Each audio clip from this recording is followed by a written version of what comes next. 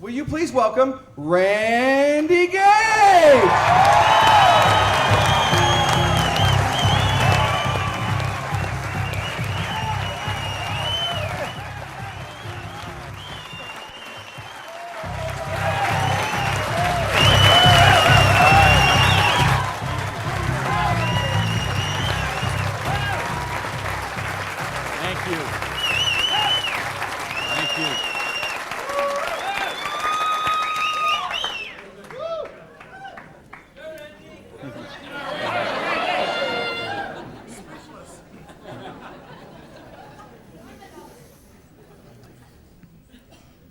So what do you do when your dream dies?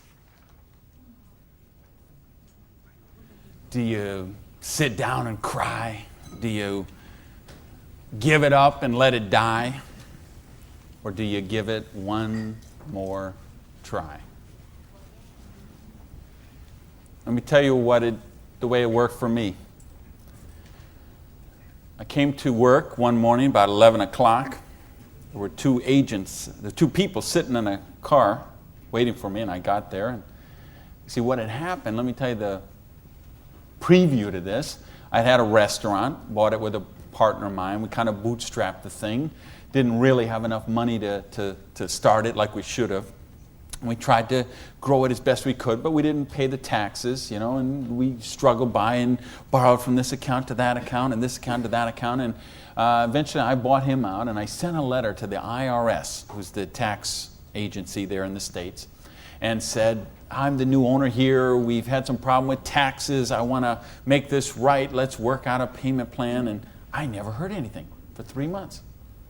So I sent a check in there. Here's a deposit, $1,000, good faith. Didn't hear anything for 3 months, so I sent another check, another letter. Never heard a thing for a couple of months until that morning. They're waiting on the car. You Mr. Gage? Yes. I'm Agent so-and-so. This is Agent so-and-so. We're here from the Internal Revenue Service. We have your letters here. We have your files here. And we notice you have $15,000 in back taxes. So we need that money. There's a 100% penalty because they were not filed. So that's $30,000. And then there's the late fees and the interest payment and the this and the that. We need $37,000 today, or we're going to seize your restaurant. So I was like, I must have left my checkbook at home, right? And so I called my lawyer, I called my accountant, they all said the same thing. There's nothing you can do, Randy. You got to work something out with these people. And I remember hiring a consultant who used to be an IRS agent, and she negotiated with him. She called me one day and she said, Randy, we're at the end of the road. The way they keep compliance is they have to set some examples sometimes, and you had a busy delivery business and they saw those cars going all the time with the signs on them, and they need to make examples, and they just want to make you an example. And so they auctioned off the place on the courthouse steps, $500,000 a year operation. They auctioned it off for $11,000. And I couldn't beg, borrow, or steal $11,000 to get it out of hock, so that was the end of my dream. And I remember driving along in the car that day, not even my car because I didn't have a car anymore. I remember driving along in my friend's car and crying in the car, thinking, I have to call my mother and tell her this. I have to tell my friends this. I was so ashamed. I was so humiliated. I didn't know what I could do. How was I going to tell people that I had lost my business? And between the $37,000 I owed those guys and then the money I owed for the vendors, whatever money I had left that day, I took and paid off the employees and said, this is the last check you're going to get, so do what you can with it. And that left me $55,000 US, $55,000 in debt. No house, no car, no credit cards, no job. And what do you do in a situation like that? Well, when you have your dream. And see, that was the biggest dream I had at that point in my life. Because as you heard from Ford, I'm a high school dropout. I started off as a dishwasher in a pancake house. And then I worked my way up to cook, and then I became a waiter, and then I was a manager trainee. And I thought, boy, if I could just be a restaurant manager, that would be, I could wear a tie, I'd go around with the coffee pot. How's your dinner this evening? Everything okay? You know, I thought, oh, this would be it. Until I got that job. And then I realized I worked 60, 70, sometimes 80 hours a week for a fixed salary. And, you know, and then I became like the problem store manager, and they sent me around to different cities whenever they had a store losing money. They would send me there, and it was my job there to go and be the turnaround guy. So I'd go in and work on the payroll, work on the food costs, the controllable expenses, make the thing profitable, and they'd send me somewhere else. I lived in 18 cities in 5 years. So think what kind of home life you have, what kind of friends. You don't have any friends. You don't, you know, because people stop calling you. Because every time they call you, you're always working. And you never go to the movies, and you never go to dinner, and you never go anywhere, so they just stop calling you. And your work becomes your life. And I know we've got people in this room tonight and people watching on this film today who going through the same thing. We get out of balance. We get so busy chasing our income, we forget about living life. We forget about living our dreams. So anyway, that was my dream. I thought to run a restaurant until I got it. And then I said, wow, this is crazy. I'm minimum wage here. When I divide all these hours I'm working with what I'm doing, I know what I got to do. I need to own my own restaurant. That would be the dream. And that's the great American dream, of course, back in the States, is you get your own business and you start it up. And so that's what I did. And I saved my money, and I worked hard, and I played by the rules, and I did all the stuff you're supposed to do, and I got that restaurant. Until that day when it all ended like that. And all of a sudden, where do you go when you don't have that dream anymore? And, you know, in my case, I had to back up, and I'll talk about that in a sec, but I don't want to talk about me tonight. I want to talk about you tonight. I want to talk about your dream. And I mean the big dreams, the bold, daring, imaginative ones you had. The ones you had when you were 15 years old, and 18 years old, 20 years old. Because you know what I see people give up on their dreams. And it seems the older we get, the more we give up on our dreams. And you know, talk to any kid who's 15 years old, and they know they're going to have a great car when they grow up, and a great house, and a great job, and a wonderful spouse, and they're going to be rich, and they're going to be successful, and they're going to be an astronaut, or a football star, or a rock star, or whatever, right? There's no limits to what they can dream. And what happens along the way? They get out, they go to school, they get out as 22, 23 years old, all of a sudden they take a job they don't really want. It's not their dream job, but they figure it'll do for right now. And then maybe they find out about another job, and that's not their dream job, but it's a little more money than the last one. And they meet someone along the way, and all of a sudden there's two, and then there's a little baby on the way, and there's another baby, and then there's diapers and formula and braces and all of those kind of things. And all of a sudden they take another job that's 500 miles away, but again, it pays a few $1,000s more a year, so they take that job. And all of a sudden you're 35 years old, you're 45 years old, you're 55 years old, and you forgot about your dreams. That's what tonight is about. I know you heard it's a business opportunity. Nah, it's a dream opportunity. How to get your dreams back. I noticed this because I like sports cars. Some of you all know me. You know, I got a car thing going on. And it's funny, I'll be sitting at the light in one of my Vipers, let's say, and some car will pull up next, and there'll be a guy driving there, and he's got his 2-3 kids in there in the back, and they'll roll down the window, hey, Mr. Viper, man, cool car, man, and, you know, rev the engine up. I can't wait. When I grow up, I'm going to get a Viper. And kids say that to me all the time. I grow up, I'm going to get a Viper. Now, Dad doesn't say that. He's just sitting there behind the wheel, because see, Dad's already grown up. And he figured out he ain't getting the Viper. He's got the minivan. Right? What happened along the way? You know, because, and it's funny, every year they publish the list of the most popular cars. And I see it every year, and it comes out. And I read the list, and it's funny. Now, when I talk to kids, and I talk to a lot of kids, they always like cars. And I'm going to get a Corvette, I'm going to get a Lamborghini, I'm going to get a Ferrari. And then when they publish this list of the best-selling cars, it's Toyota Camrys and Holdens and Mercurys and Ford Escorts and Geo Metros, the broke mobiles, right? These are all cars they make for broke people. You see that? Like the Holdens you got here. Right? And the Toyotas we got there, and the Chevys we got there, and the Buicks we got there. They make those things for broke people.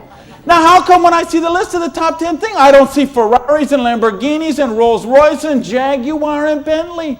Because they gave up on their dreams. They said, well, this is the car we got. There's room for the car seat in the back, and we can afford the payments. And they settle for a car. And they settle for a house. And they settle for a job. And they settle for a life of quiet desperation. When they could be living a life of joy, challenge, growth, adventure, and prosperity. That's what tonight's about. I want you to think about, really, here's the challenge I would give you. I want you to think of 5 things you would do, have, or become if money was no object.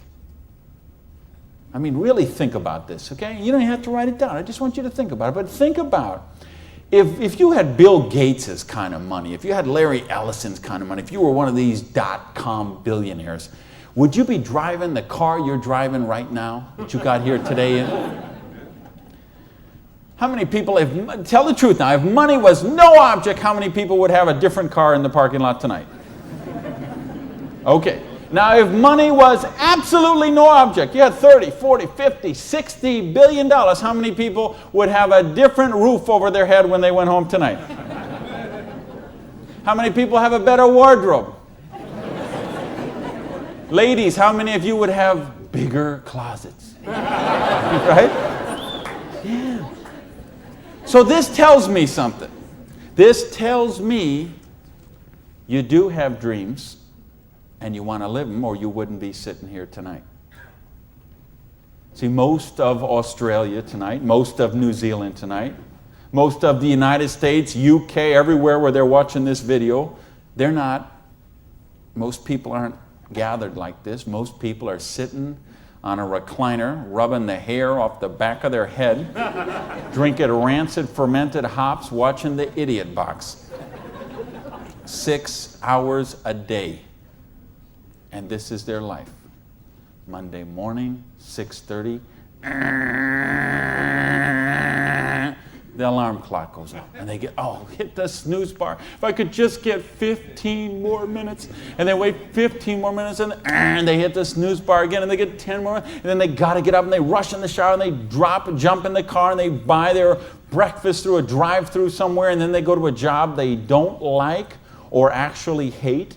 85% of them, a job they don't like or actually hate, and they get through Monday till 5 o'clock or 5:30 or 6 o'clock, and then they go out and they face the traffic going home. They probably get drive-through dinner somewhere, dinner in a bucket to take home to the kids, get in front of the Idiot Box and sit there in a coma till they fall asleep, or they crawl into bed until Tuesday morning, 6:30, it starts all over again. Wednesday, hump day. Thursday, we're almost there. Thank goodness it's Friday. Because you know what Friday means, right? Because Friday means somewhere near the end of the day, the boss is going to say, hey, here, boy. You're going to get out that little paycheck, and they're going to get that paycheck, and for one brief moment in time, it's going to feel like it's theirs. But we know it isn't theirs, is it? because they got all those little window envelopes from the credit card company just waiting for them. And that money is spent long before it ever got there. But for this one brief moment in time, it feels like theirs. So I don't know what they do here in Sydney, but I know what they do in the States. They go out to Pizza Hut. All right? So it's off to Pizza Hut for a deep dish, meat lovers, extra cheese, extra meat, but, Diet Pepsi because I'm trying to hold my weight, And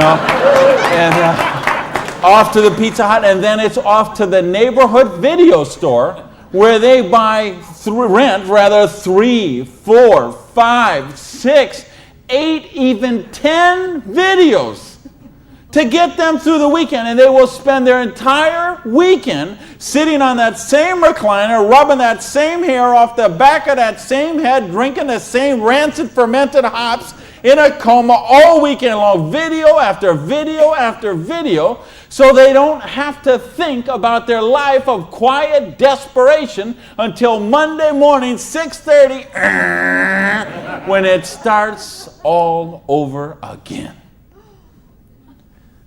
This is life for a lot of people.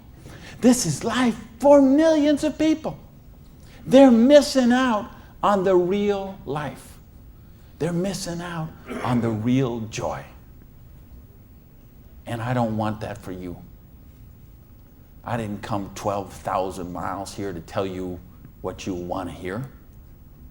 I came to tell you what I think you need to hear. We got a business here that offers you a chance with unlimited income potential. It's a business to help you be successful while you're helping other people reach success. You choose the hours you work. You pick the people you get to work with. I mean, do you know what a joy that is? Just to be able to pick the people instead of those slobs you're working with. Right? I mean, the tax advantages are extraordinary. The travel opportunity, if you're like me and you love to travel the world, the travel opportunities in this business are simply amazing. Okay? So what's it take to do the business? Well, it doesn't take a lot of money. This is a very low startup cost business. It doesn't take a lot of time. This is a business you can start in 7 to 10 hours a week. And what I'm going to share with you tonight is a 2 to 4 year plan. So you say, is this a get-rich-quick scheme? Yes, as a matter of fact, it is.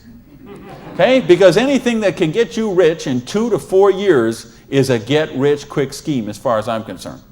Because what are most people doing? They're doing the 45-year plan, which is they get a job around 20 years old. They work for 45 years at that dead-end job they don't like or actually hate, and retire around 65 years old and try to live their golden years on half of what they couldn't get by on when they worked.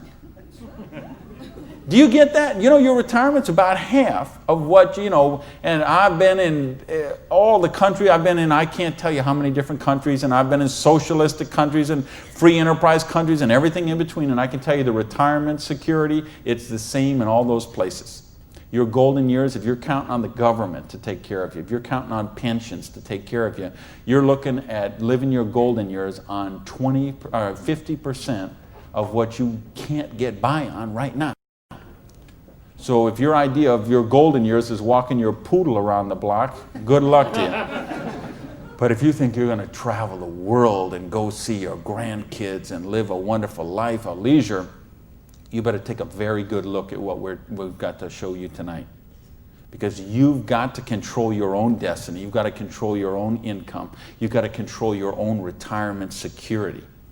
And that's one of the biggest benefits of this business. So it's a 2 to 4 year plan, takes 7 to 10 hours a week. It doesn't take a lot of money. So what does it take? It takes the dream. Because if you don't have the dream, you'll never find the 7 to 10 hours a week. I can guarantee you that. You're busy. We're all busy. You're working, you're picking up the dry cleaning, you're making dinner, you're taking the kids to football practice, you're paying the bills, you got to sleep, you got to eat, all this. You're using 24 hours of every day already.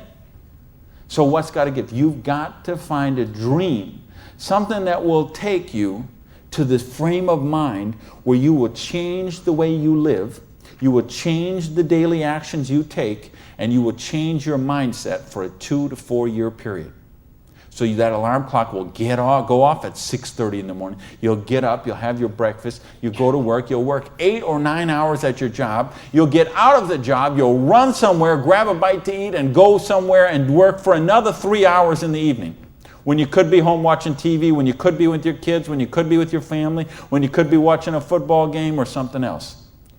But you will make a sacrifice. You will say, I will find the 7 to 10 hours a week for 2 to 4 years to build my freedom, to build my security, to build my independence. And don't tell me, ladies, well, I can't do that because of my kids. Let me tell you what I say to that. Don't use your kids as an excuse not to do the business. Use your kids as the reason to do the business. So you can raise your own kids instead of paying someone else to raise them for you. You know, I mean, people drop their kids off at a daycare center at 7:30 in the morning and pick them up at 5 o'clock at night. Those poor kids couldn't pick their mother out of a police lineup.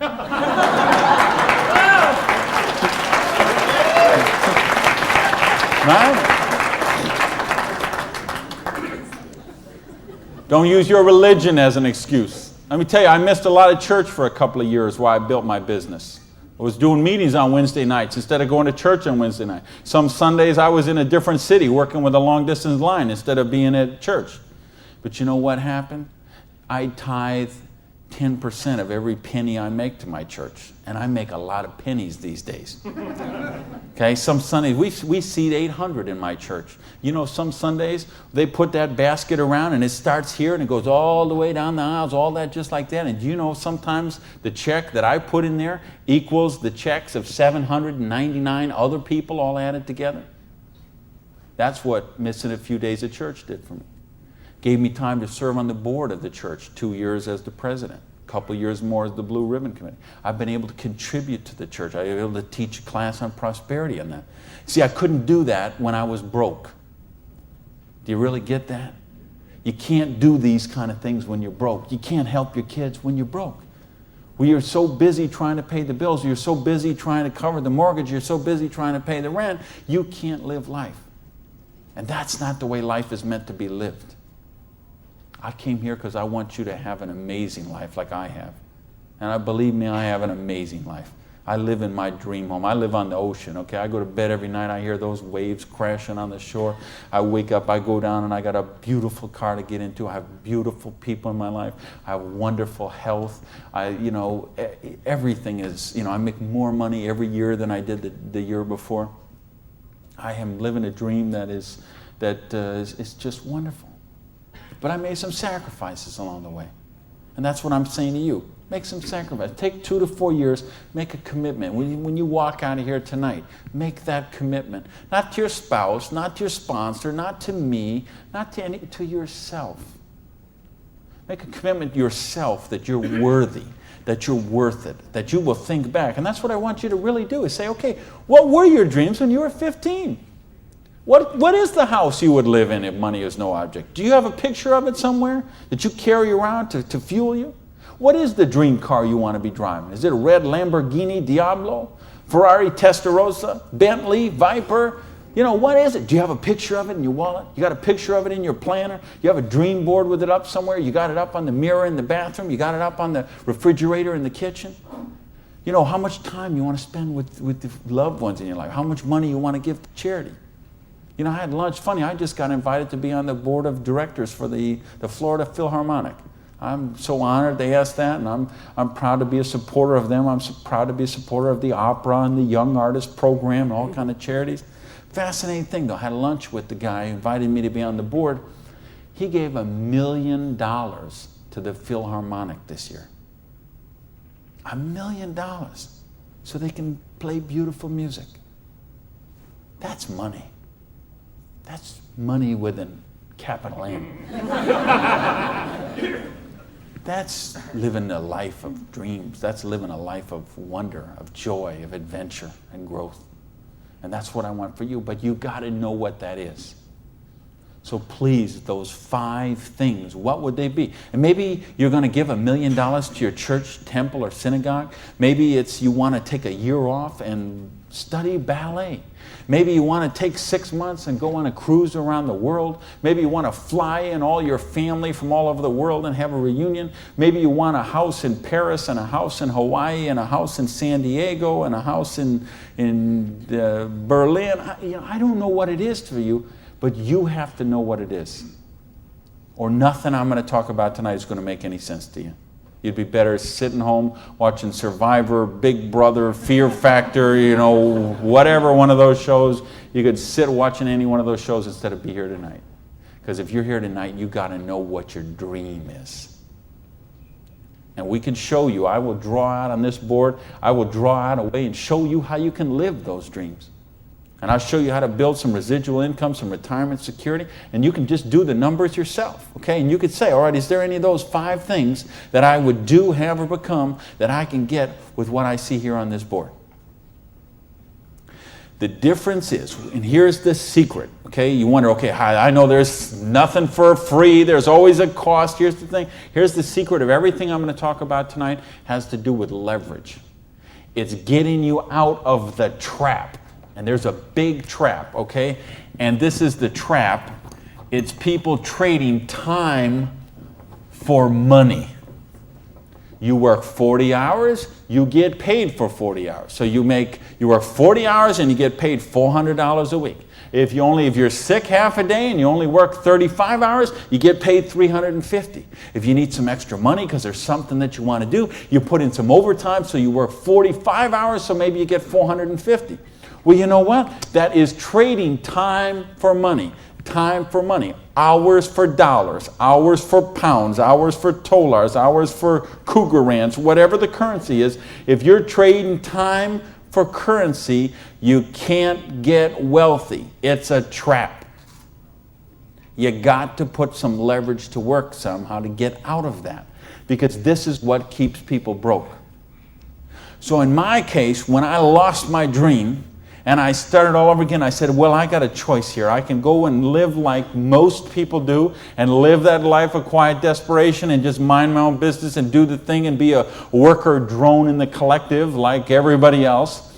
Or I can go after my dreams again. So I began a study of prosperity.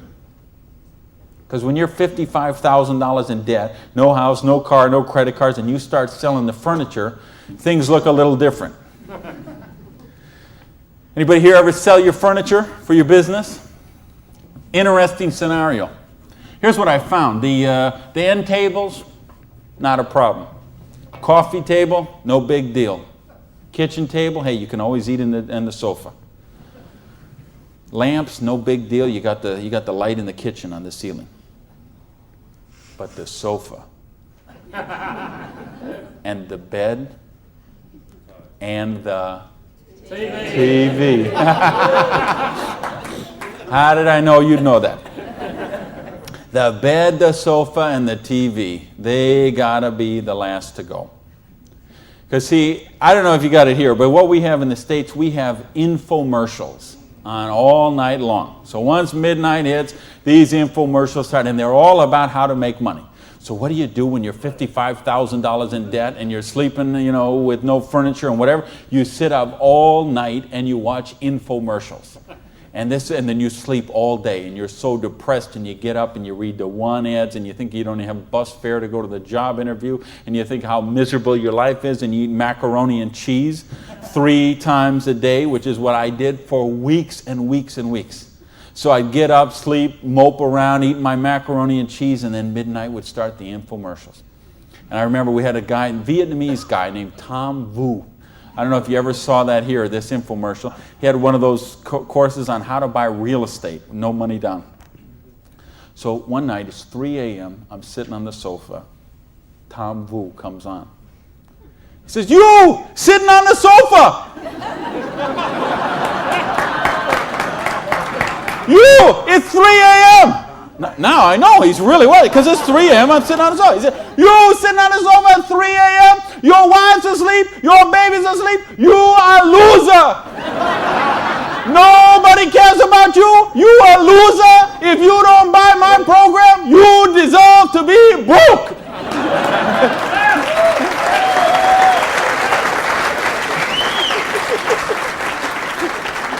And I'm like, oh, if only I could afford this program. But of course, I didn't have the $199 or whatever it was. So, and eventually, of course, the sofa had to go, the bed had to go, and then the TV had to go. And then something else had to go. And that was my mindset. My victim, loser, woe is me, oh, the circumstances are against me. That mindset had to go. And I had to say, okay, I am sick and tired of being sick and tired. I am sick of being broke. I am sick of being sick. I am sick of being stupid. I'm sick, the truth is I wasn't even broke, okay? Because I would have needed $55,000 to qualify for broke. Okay? I would have been happy to be broke at that point in my life, okay? At that point, I would have been happy to have an alarm clock going off at 6:30 waking me up. Now, is that the dumbest invention you ever heard, though, an alarm clock? You're supposed to wake up when you finish sleeping.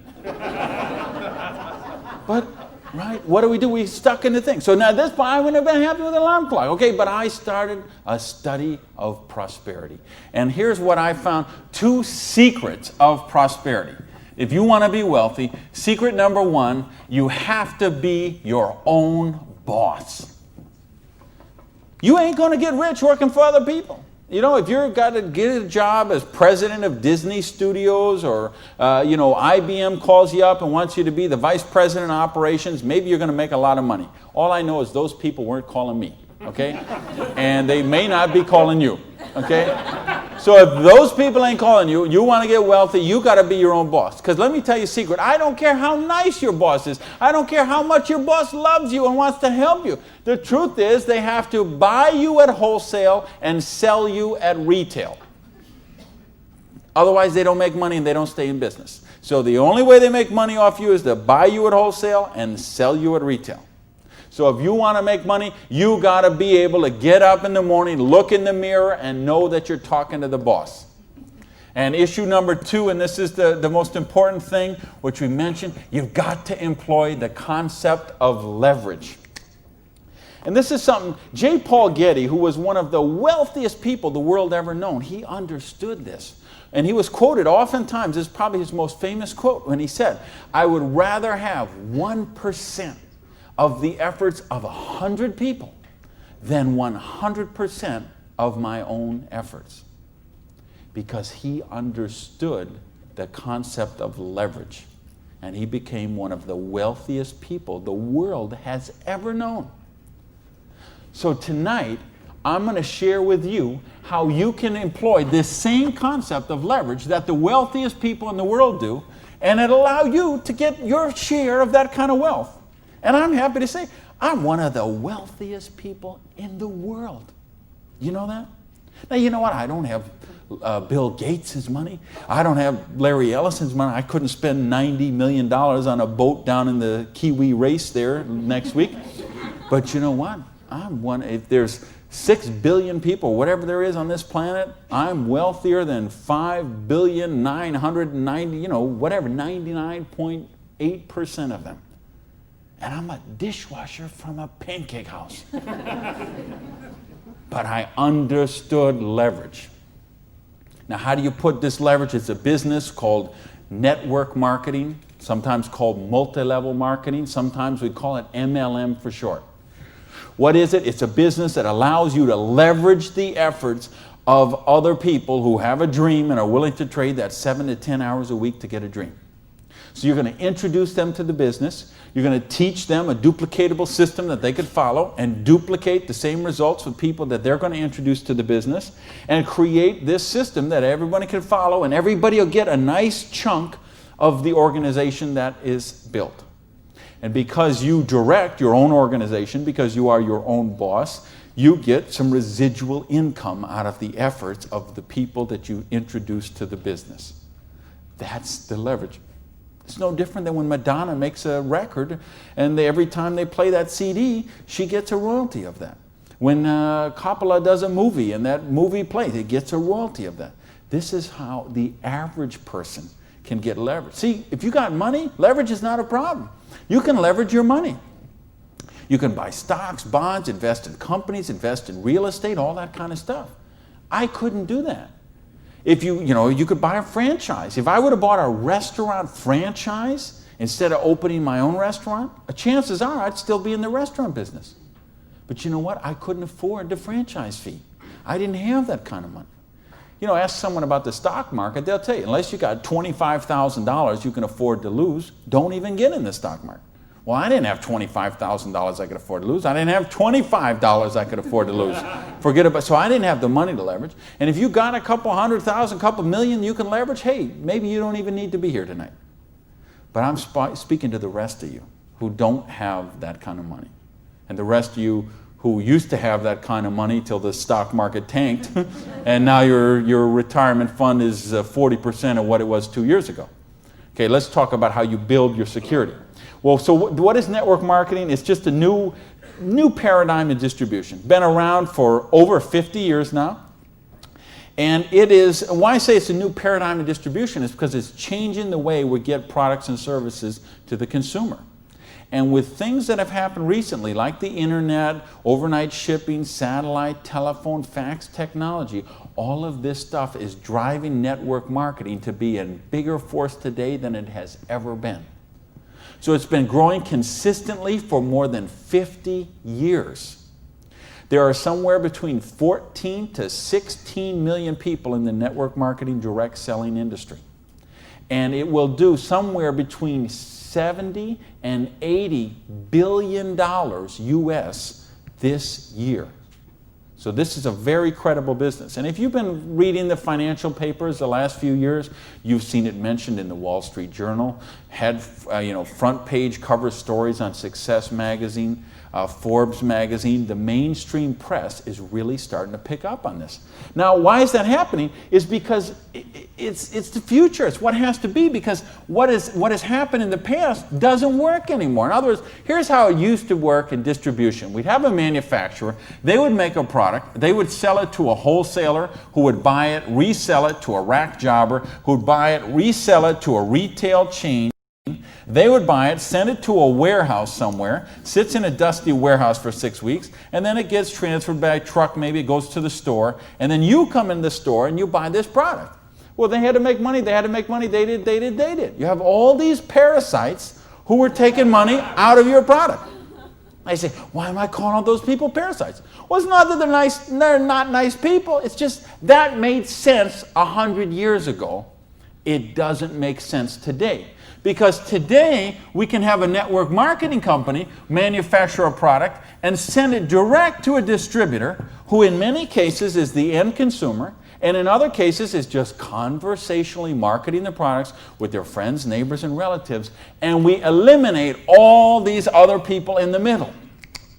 So look at the difference. This made sense 100 years ago. Something came by boat over here. Maybe it went from California, it went on a ship, came to the East Coast here, and then it was transported across to Australia over to the outback.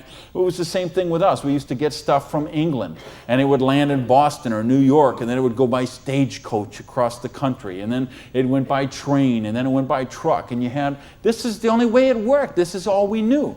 Then we got fax machines, we got the internet, we got Federal Express, UPS, overnight delivery, we got 800 telephone numbers, we got fax machines. All of a sudden, this doesn't work anymore. It's a broken model. Why do you think so many businesses have been in bankruptcy in the last 5 years? And I mean big name, 100, 200-year-old companies, retailing giants like Macy and Stalwarts that we would think have been around forever. They went into bankruptcy court. Why? Because they have a broken distribution model. This is the model of today. This is the model of the future. And with what we're doing now with internet and 800 numbers and ordering, this is going to get just bigger and bigger and bigger. So what this does is this allows you an opportunity to participate on a new paradigm in distribution. I want you to think when fortunes were made. They're made in revolutions. The agricultural revolution made a bunch of rich landowners. The industrial revolution made a bunch of rich factory owners and business owners. If you think of Carnegie, the steel, the Amoco people, the Standard Oil people, the Henry Ford and the Chryslers, and think of all the old money today. It all came from the families we know today. It came from the Industrial Revolution. So now we have the distribution revolution. So what this means is that 50 years, 75 years from now, there's going to be a meeting at a hotel somewhere in Sydney, Australia, and they're going to say, think about the old money today, the Gage money, the Hawkins money, your money, and say that was made in the distribution revolution. Because they saw the power of the internet, overnight shipping, fax machines, 800 number, and how to put all this together into the new paradigm of distribution. This is what we're in right now. And I believe the next 2 years is going to be the biggest years of growth in the history of the industry.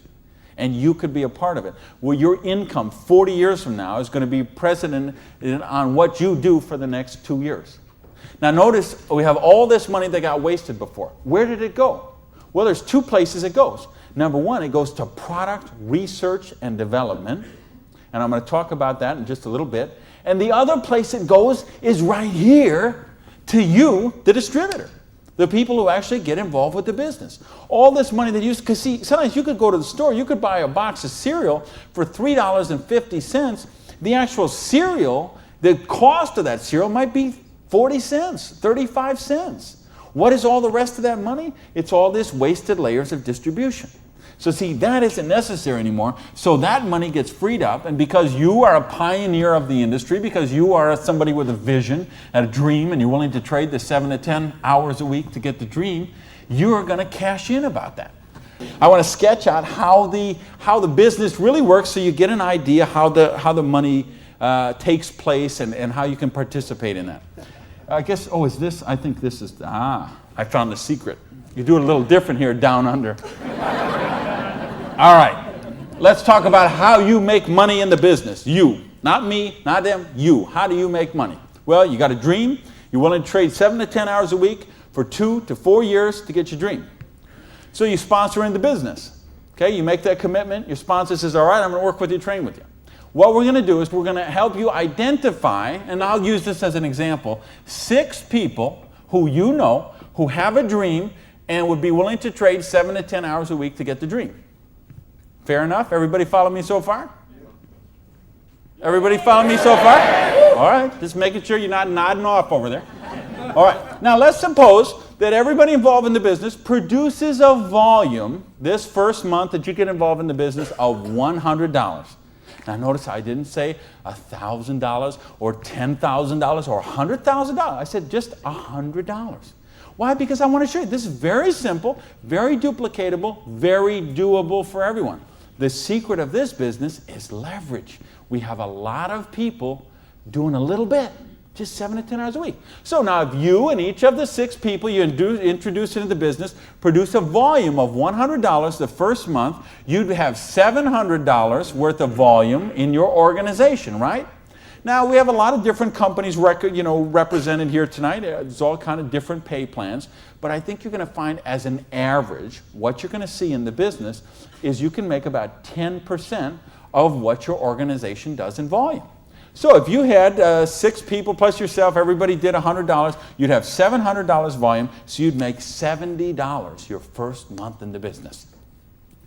Now you say, come on, Gage, you brought me here for $70 a month. I can't even wash my Lamborghini for $70 a month. I understand. But see, believe me, I understand. I know what it's like to keep cars clean. But this is just month number 1. And how much, if you're a doctor, and by the way, if you're a doctor, if you're a lawyer, if you're an accountant, you know what plan you work under? Trading time for money. Just like the bus boy at the Denny's restaurant, the doctor, the lawyer, the accountant, trading hours for dollars, same thing. So how much did you make when you learned to be an accountant? You probably went to school for 10 years. While you learned to be a nurse, when you learned to be a doctor, when you learned to be a lawyer. Think how many, you didn't make anything. So don't be crying about your lousy $70 here, okay? Because you're learning the business. Because look what happens next. Now the second month, we're going to say, we're going to help you help your people. We're going to teach you that duplicatable system to teach your people. And we're going to have them, now we're going to say they're not quite as bright as you are, okay? They didn't quite get this as good as you did. So they each got 5 people that they're introducing to the business, all right? Now, of course, it will not work out exactly this way, because I know some of you accountants there are sitting there thinking, okay, this guy might only get 4. Don't worry about that. I'm just making an example. So you got the 6, and this 6 each got the 5. Well, that would put 30 new people in your organization. Plus you still have the 6, plus you got you. So now, the second month, you'd have 37 people, each doing $100. How much would that be? $3,700, right? So 10% of that would be how much? $370. Now you say, okay, $370 is a nice little pin money, but it still isn't going to buy my Lamborghini. I understand that. But that's just month number 2. Because all of a sudden, look what happens. There's 36 other people who are, now they're not working for you, they're working for themselves. So they're not calling in sick, they're not stealing paper clips to take home, okay, none of this stuff. They're all working for themselves, right? Now, what happens when we duplicate the process and we say, now we're going to teach them how to teach their people? And you say, well, how do you do that? We've got a complete step-by-step duplicatable system to show you how to do that. You're going to teach your people how to teach their people. So we say, what if those 5 each just got 4? Now, why I'm doing this? Because I want to be really, really conservative. If I showed you what could really happen, I'm afraid you might swallow your teeth. So I'm going to be very conservative. So now if the 30 people each just got 4 people, now we'd have 120 new people in the organization. They don't work for you, they work for themselves. 7 to 10 hours a week, they're building a dream. 120 plus the 30 plus the 6 plus you, that's 157 people. Everybody just doing not $1,000 a month, not $10,000 a month, not 100 lousy dollars a month does $15,700 income or volume, which means your income for month number 3 would be $1,570. Now all of a sudden we have a little money, we could play with something. We could do something with $1,500 a month. Do you know how many bankruptcies would be avoided with $1,500 a month? I would make a bet to say of all the personal bankruptcies, and there's been a record year for personal bankruptcies the last 6 or 7 years in a row. Every single year has broke the record from the year before. And I had someone very close to me did this just a couple years ago. And I'm telling you, I bet 90% of them would be eliminated with $1,500 a month. In fact, 90% of them would probably be eliminated with $300 or $400 a month. Just this much, the $370 a month, would help most people that they could just start paying down their credit cards instead of paying those minimum balances every month. By the way, do you know how long it takes to pay off your credit card if you're paying the minimum balance every month? 10 years? 20 years? 30 years? 40 years. That's how long it takes. So if you're paying the minimum payment every month, get happy, because in 2042, you're all paid off. All right, now we're going to go down one more level. Now we're going to say, what if the 4 people each just work with 3 people? Now again, everybody's not going to do it this way. Some are going to do it more, some are going to do it less, but I just want you to see how it works. Now the 120 people each do 3 people. That give us 360 people, plus the 120, plus the 30, plus the 6. This comes to how many? Somebody help me. I'm a high school dropout. 500 and something. 517, is that right? Who's here? Somebody good in math? So 517 times 100 is $51,700 volume in your little business that you got no employees, no office, no overhead. You're running this from your kitchen table or your spare bedroom or your hallway or your closet.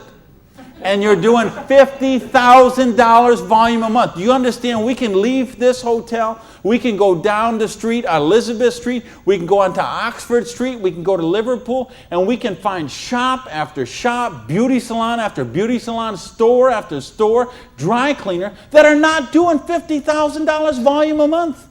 And you're doing it out of a part-time business, 7 to 10 hours a week. Why? Because you're using leverage. Do you get this? Yes.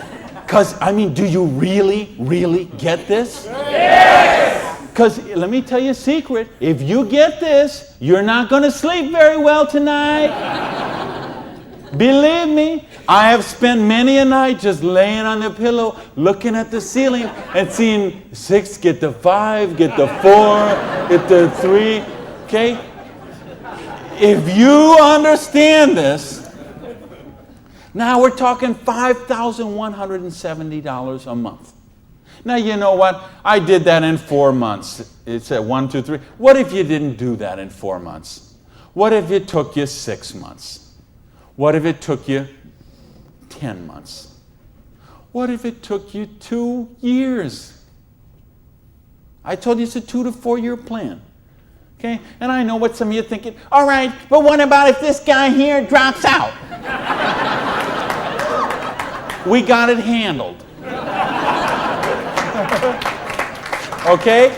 We have a thing called dynamic compression, and so we know when someone drops out, we eliminate their volume, we move up the next qualified person, and the whole organization moves up. So we got that covered too. Okay? So, but what if you didn't do this in 6 months? What if you didn't do it in 10 months? What if it took you 2 years? Would it be worth trading 7 to 10 hours a week for 2 years to have an extra $5,170 a month? Yes or no?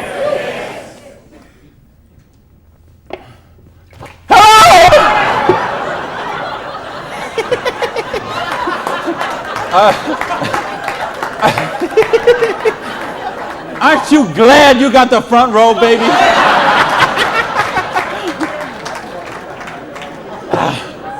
Now, let me get some more water here. And let me ask the question again. Would it be worth trading 7 to 10 hours a week for 2 to 4 years to get an extra $5,170 a month? Yeah! All right. Thank you. That's a little better. That's what I'm talking about. When you get this, when you really get this, you're not going to sleep tonight.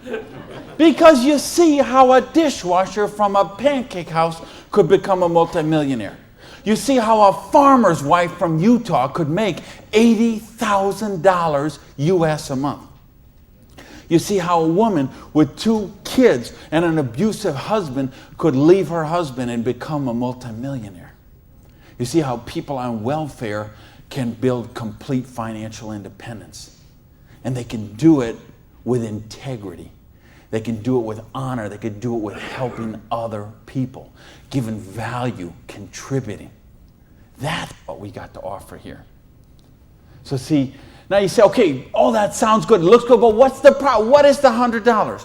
Well, I told you, remember that whole distribution model? We have all of that money that used to get wasted. Now that goes into product research and development. You will see some of the most cutting-edge, state-of-the-art products in network marketing that you won't see anywhere else in the world today. Some of the best scientific breakthroughs, some of the best health breakthroughs, some of the best wellness breakthroughs, medicine breakthroughs, herbal breakthroughs have been personal care products, environmentally non-toxic, natural products. Some of the most breakthrough products in all of those categories have been brought to the marketplace because of network marketing, because they have the time, the money, the research, the resources to do that kind of research. So what I'm going to ask you is, if you're here, you're looking at this for the first time tonight, if you're on the video and you're seeing this for the first time tonight, you have a conversation with the person who invited you here. Have a conversation with the person who asked you to watch the video. And they will give you a catalog. They'll give you some brochures. They might have some tapes, some videos, some other things, and you'll find out about these products. What I want you to see tonight, right now, is the big picture. how the distribution model works, because this is how fortunes are made. People who recognize new paradigms become pioneers in those paradigms, and they reach the reward for generations sometimes. So the products are there. Next question is, say, what about the support? I don't know anything about this business. I've never done it before. How can I do the business? Well, that's what the system, we keep talking about a system. In other words, we've got a system where we're going to teach you how to do the business, and we're going to teach you how to do the business while you actually do the business. That's why we've got this presentation up on the internet. That's why we have this meeting in this hotel here tonight. You have a sponsorship line. So you see, a lot of people say, well, I don't want to be this guy here. I want to be this guy right at the top, because look at all these people he's got under him. Well, you know what? This guy or this gal down here, this person and this person and this person and this person, and all the way up to the company, all those people work for that person for free. Because every one of those people have a vested interest in their business. So you want to have 150 people between you and the company, because they all work for you. So they will go with you and they will do two-on-ones with you. They will go to your prospects and sit down at a coffee shop and bring a notepad and explain the business to them. They'll conduct meetings like this where you can bring your people and let them see what the business is about. They'll bring in speakers from all over the country and sometimes all over the world. So your prospects can see and meet and learn from some of the most successful people in the business. There's conference calls, there's monthly newsletters, there's regional trainings, there's company conventions, there's audios and videos and brochures and booklets and catalogs. There is just hundreds of little tiny things that are all designed for one particular goal in mind: to make you successful. See, you are in business for yourself, but you're not in business by yourself, because you have that whole support network of people to help you build the business. So, and that don't happen when you open up your own, and you know this, most of you in this room, you know, if you've ever been in the restaurant business like I have, you know what I'm talking about. If you own a beauty salon, you know if you own a little store or a shop, you know you don't own the business owns you. And you know if you work for someone else, you're never going to get wealthy that way. So what we've got tonight is a model that lets you work for yourself, but not by yourself, and it gives you the option to build your future. Now, I want to give you 3 options. If you're thinking about the business, I want to suggest 3 things to you. Option number 1 is you say to me, you know what, Randy, that sounds good, it looks good, but you know what, I'm one of the 0.1%. I love my job, and I get paid exactly what I'm worth. Well, you know what? If that's you, I don't know how you still made it this far in the room tonight, but if you did, thanks for staying. And then we'd love to have you as a customer, okay? And what I'd ask you to do is to talk to the person who invited you tonight and ask them about the preferred customer program. Because I told you, we've got some of the most cutting-edge, state-of-the-art products that you're going to find anywhere. And the difference is, if someone in this room or someone who asked you to watch this video told you about them, they will become your personal customer service representative. So you're not calling some 800 line that you never met, or sending things off and going into a store and standing around for 20 minutes trying to get someone to wait on you. You're going to have the personal attention of somebody who knows you and cares about you and will look after your needs personally. Now, option number 2 is what we call the small business. You say, you know what, Randy, this sounds good. I like the idea of being my own boss, and I like the idea, or maybe you're looking at a nutrition company and you say, well, I'm a chiropractor, a massage therapist, an iridologist, or physical therapist, and I want to sell this stuff to my clients. Or maybe you're being presented to a personal products company and you own a spa or a gym or salon and you think you could sell them there. Or maybe it's a cleaning product stuff and you've got a cleaning service and you could sell them to your clients. Well, if you're looking to just kind of use the products yourself, buy them at wholesale, and then conversationally market them to your friends, neighbors, and relatives, that's a small business. And if you want to make a couple $100 to a couple $1,000 a month, the small business option would be the one for you. Now, there's one more option, and that's the big business option. Okay? And that's the stuff that we're talking about right now.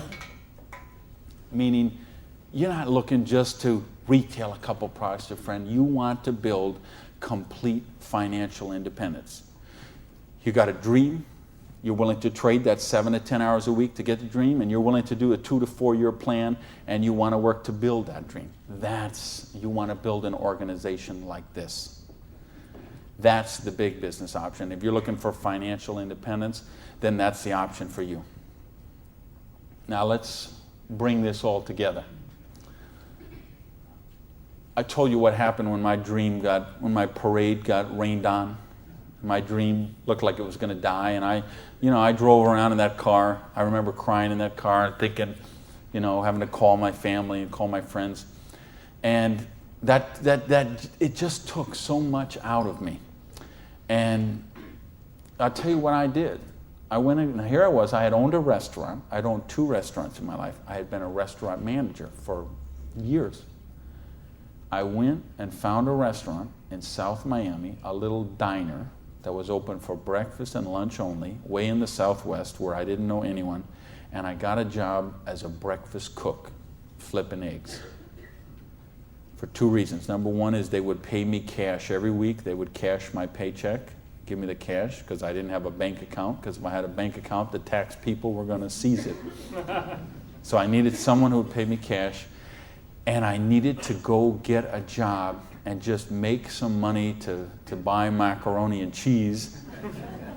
And I had to lick my wounds. I had to take a couple of months and just regroup. I had lost my self-esteem. I had lost my drive. I had lost so much that I just didn't even know where to go. So I needed that time to do that. And so I got up every morning at 5 o'clock in the morning and took a bus down to South Miami to be there by 6 o'clock, 6:15, and flipped eggs every day till 2:30. And I did that all week long. And I did that for months to kind of just get my sanity back, get my esteem back.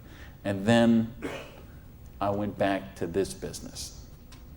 And see, I didn't have the money to get back in the business because I still owed tens of thousands of dollars. But I had been in the business once. I had made some money. That's where I got the money to buy the restaurant initially. And what had happened, I'd been with a new company. It was not a stable company. I got some money. I bought my restaurant. That company went out of business. Well, then I was in the restaurant and working 80 hours a week, and then it just, that's what happened. So now, owing $50,000, I knew I was never going to pay this off flipping eggs. And I knew I was never going to pay it off even if I got a job as a restaurant manager. I mean, do you know how long I'd have to work as a restaurant manager before I could make $55,000 and pay it off? And I owed even more then because I borrowed a bunch of money just to live. So I said, I've got to get in this business. So I went to someone I knew in the business who knew me from before, and I said, you know me, you know that I can work, you know I have a dream. I don't have enough money to get in the business. I needed about $600 to start that business. Rob, he lent me that $600. And you know what? Best decision he ever made. So I went out, and I didn't do this business 7 to 10 hours a week. I did this business 7 to 10 hours a day. I sponsored 9 people the first month of the business, okay? I didn't do 6. For those of you who say, well, it doesn't work this way, you're right, it didn't. I sponsored 9, okay? And at the end of the month, I had 60 people in the business, month number 1. Month number 2, I sponsored 2 more people, so that's a total of 11. I had about 130 people in my organization at the end of month number 2. Month number 3, I didn't sponsor anybody. Okay, I just worked with the 11 that I had sponsored in the first 2 months. The organization went from about 120 people to 360 people. And month number 4, I sponsored a couple more people in the business, and the organization was bigger than this one right here in the 4th month of the business. Now, it wasn't 6 months, wasn't 10 months, wasn't 2 years, wasn't 10 years. It was 4 months. And I made easily double that money. What you see on the board, I made that in my 4th month of the business. Now, how did I do that? I needed to and wanted to very badly. I was hungry. I had a dream, and I was sick of being broke. And that's what I want you to get out of this is, do you understand? This is how it goes. There's no limit here. You could sponsor 7. You could sponsor 8. You could sponsor 9. You could build this whole organization, build yourself up to get $50,000 or $60,000 a year residual income, and then you could go out and you could sponsor 5 more people and start the whole process all over again, the same exact thing. And you could have 100,000 residual going. And you could start with 5 more and you could have 150,000 residual going. And if you put 5 people a year in, and it's very simple, put 5 serious people in the first year, put 5 serious people in the second year, put 5 serious people in the third year, and you will be making a fortune.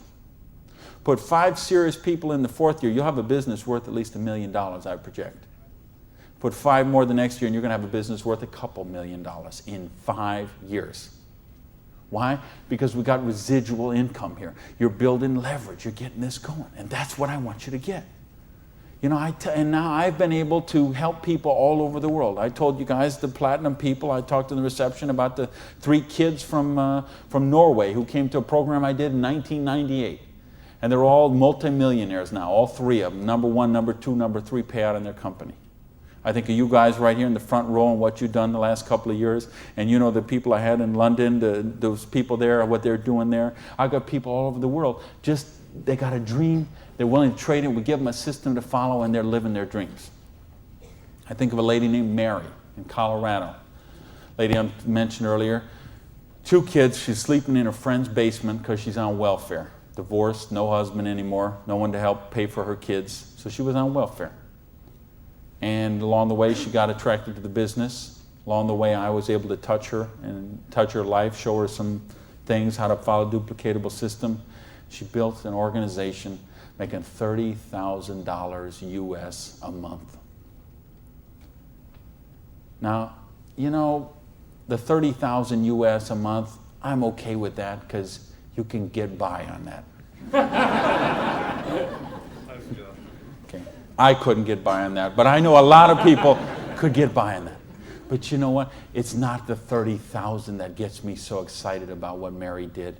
It's what Mary did. It's the example she does for her 2 kids, okay? It isn't just the money. It's what, I mean, do you know what that means to those kids to see this woman who was on welfare and just desolate and nowhere to turn, and you meet her today and she is so well dressed and positive in her esteem and she's so confident and she is modeling this behavior and setting such an example for her kids. This is how you raise good kids. Is you show them how to be successful yourself. You don't tell them grow up and get an education, grow up and be successful, grow up and make money. You model the behavior for them. Jan Rue, who a lot of you know, I've done programs with Jan. Here's a lady, same thing, abusive husband, divorced, 3 kids I think, became the number 1 payout in her company. Why? Because she had a dream. And she was willing to trade that 7 to 10 hours a week to get a dream. And we've got the model here where you can do that. There is no limit to what you can do. But I don't want to talk about my story anymore. I don't want to talk about Jan's story. I don't want to talk about Mary's story. I don't want to talk about Orion's story. I want to talk about your story. I don't want to talk about my dreams, Jan's dreams. I want to talk about your dreams. You know, go back to where we said earlier. Did this kind of thing, if you did this in 6 months, a year, 2 years, is there something on your list of 5 things you do have or become you could do with the down payment, with what we're talking about there? And if not, how big is your dream? How are you willing to pay the price? Are you willing to live your dreams? Because if you are, we've got the business that will allow you to do that. So I got a couple questions for you, and then I'm out of here. I'm looking for 1-word answers. Question number 1. Do you believe you're really worthy of success? Yes! Question number 2. Are you really willing to live your dreams? Yes! Yeah, baby! And question number 3, the last question, and I'm looking for a 1-word answer once again, and you better blow the roof off this joint because that's it, and I'm out of here. Because all of this, all of these numbers, all these things, it all goes back to this one circle. These are not circles. Every one of these represents a person, and this circle right here represents you. And this thing only works if you believe in you. If you believe you are worthy, if you believe you have a dream, if you're worth that dream, if you're willing to trade the 7 to 10 hours a week to live that dream, if you're willing to not let your dream die. You're not willing to sit down and cry, even if you have to sit down. I had to sit down and cry. But you're not willing to give up and let it die. You promise yourself, you make yourself, you commit yourself to give it one more try. So the last question I'm asking you is based on everything we've talked about tonight, everything you know about this business now, everything you know about the person who invited you, everything you know about you and what you are and what your dreams are. I need to know, are you willing to give it one more try? Yes! Thank you. Good night, everybody.